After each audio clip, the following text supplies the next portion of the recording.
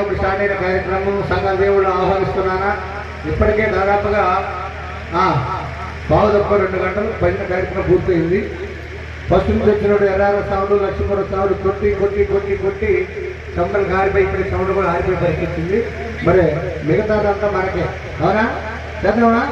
ఇంకొక గంట ఉంటుంది అవకాశాన్ని మనం సద్వినియోగం చేసుకుంటామని అనుకుంటున్నాం. చేద్దామా.